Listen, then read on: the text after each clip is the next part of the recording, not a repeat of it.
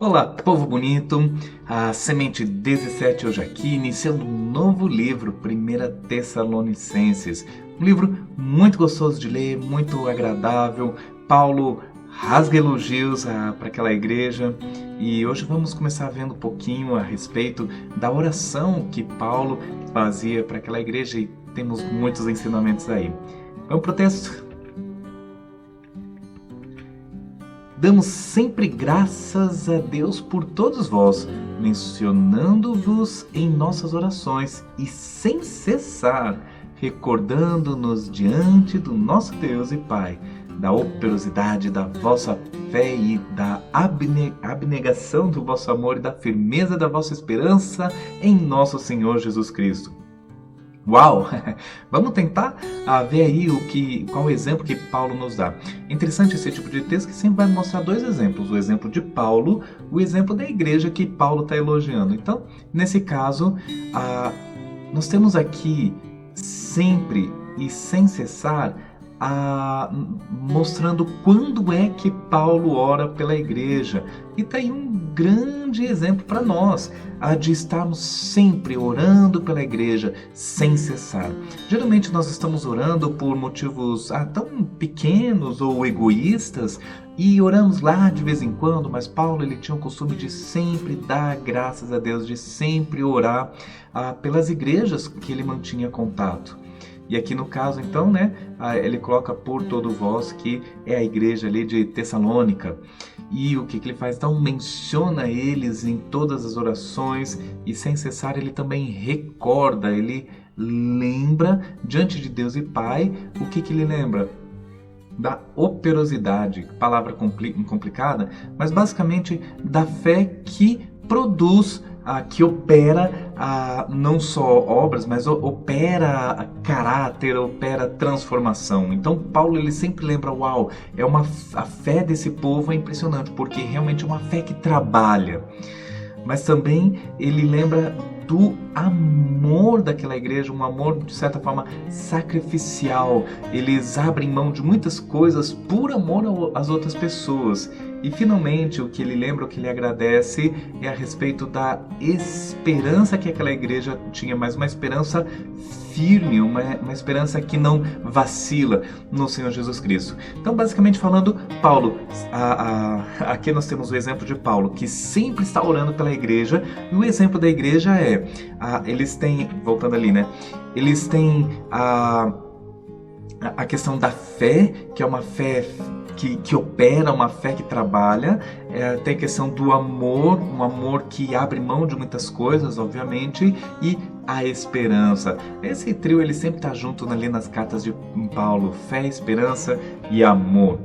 Bom, versículo 6, ele diz, pulando um pouquinho, com efeito vos tornastes imitadores nossos e do Senhor. Paulo ele entendia que ele mesmo, assim como os apóstolos, eram imitadores de Cristo. Então ele tinha muita facilidade, tranquilidade em falar que quem imita Cristo, imita eles. Nos nossos tempos, muitos iriam condenar, dizendo que é arrogância, e não é o caso de Paulo aqui. Ele tinha realmente a segurança em falar isso, porque realmente ele imitava Cristo, inclusive na questão da humildade. Mas como é que eles se tornaram imitadores? Bom, começando por aqui, eles receberam a palavra e mesmo em meio a muita tribulação, eles receberam com a alegria do Espírito Santo. A palavra realmente ela nos transforma e nos molda de tal forma que vamos nos tornando mais parecidos com Cristo. Quanto mais próximo da palavra você estiver, mais próximo da aparência de Cristo você estará também. Bom, versículo 7 diz, sorte que vos tornastes, olha só, um modelo para quem? Para todos os crentes ali daquela região. É interessante que quanto mais nos parecermos com Cristo, melhor modelo nós poderemos ser para os nossos filhos, para os nossos parentes, para a nossa cidade e para a nossa região. Portanto, receba a palavra de Deus, leia a palavra de Deus, se apodere da palavra de Deus, porque através dela você será transformado, modelado, de tal forma que será modelo para outros crentes. Versículo 8, Porque, olha só que interessante, de vós repercutiu a palavra do Senhor, não só na Macedônia, mas também a Caia. Pera, então, eles receberam, a igreja de Tessalônica recebeu a palavra de Deus e eles se tornaram muito parecidos de Paulo, também de Cristo. Por quê? Porque a palavra que eles receberam, eles transmitiram. Isso é extraordinário.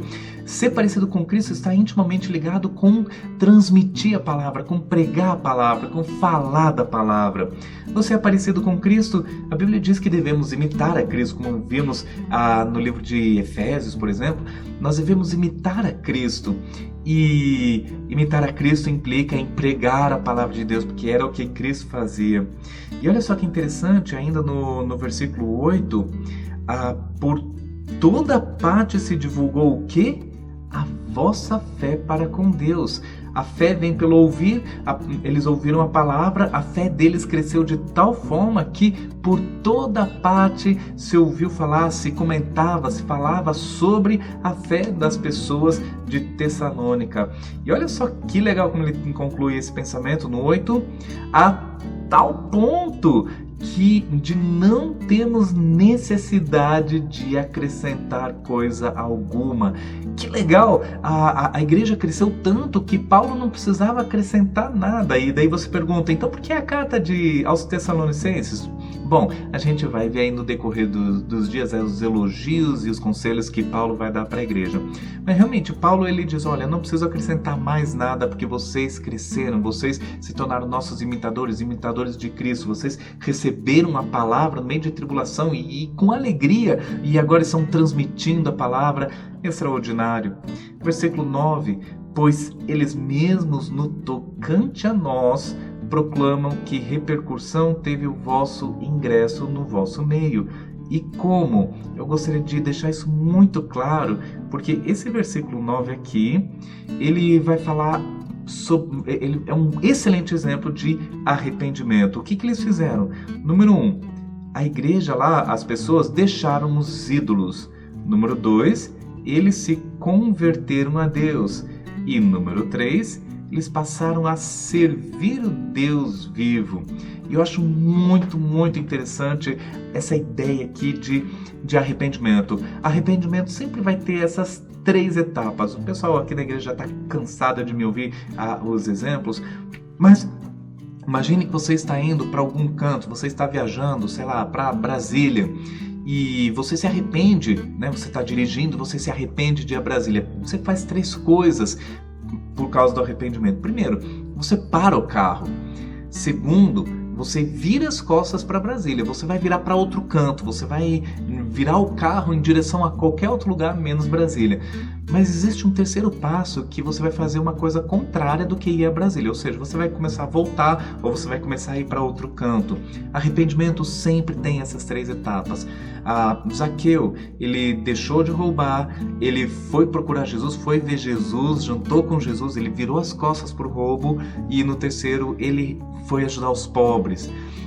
Uma pessoa falava mal dos outros, se arrependeu, então ele vira as costas para o pecado e agora ele prega o evangelho aos outros. O arrependimento ele não é simplesmente deixar e abandonar. O arrependimento sempre implica me abandonar, se voltar para Deus e servir a Deus, fazer coisas para Deus. Romanos ele fala algo parecido, Romanos 6, para não mais usar os membros do nosso corpo para servir o pecado, mas usar os membros do nosso corpo para servir a Deus. Né? Um pouquinho mais para frente, Romanos 12, né? Apresenteis vosso corpo como sacrifício. Enfim, arrependimento ele sempre vai englobar esses 3 pontos. Você abandona o pecado, você vira as costas para o pecado e se vira para Deus, e finalmente você serve a Deus, você honra a Deus. E no caso da igreja de Tessalônica, eles deixaram os ídolos, se converteram a Deus ou se voltaram para Deus e passaram a servir o Deus vivo e verdadeiro. É uma igreja elogiosa. Podemos realmente elogiá-los e aprender muito com eles. Com Paulo nós aprendemos a questão de oração sem cessar pelas igrejas. Podemos aprender também a questão do elogio que ele faz aqui, da motivação que ele dá. E com a igreja de Tessalônica nós aprendemos muita coisa, como a questão da fé, esperança e amor que nós devemos ter, receber a palavra mesmo quando tiver tribulação e receber com alegria, propagar a palavra de Deus como imitadores de Cristo, imitadores dos apóstolos, e finalmente apresentar um arrependimento verdadeiro que engloba abandono do pecado, voltar-se para Deus e servir a Deus, trabalhar para Deus, honrar a Deus. Como é a tua vida? Você verdadeiramente se arrependeu? Você realmente se voltou para Deus? Como é a tua fé, o teu amor, a tua esperança? Eles são fundamentados ou são aquela coisa rasa e falsa? Eu espero que a tua vida seja de fato para a honra e glória de Deus, arrependimento verdadeiro e uma fé que seja tão genuína, tão bonita, que seja modelo para todos os crentes aí da tua região. Portanto, que Deus abençoe a tua vida e continue te transformando dessa forma. Não só no dia de hoje, nessa semana, mas pelo resto dos seus dias. Amém?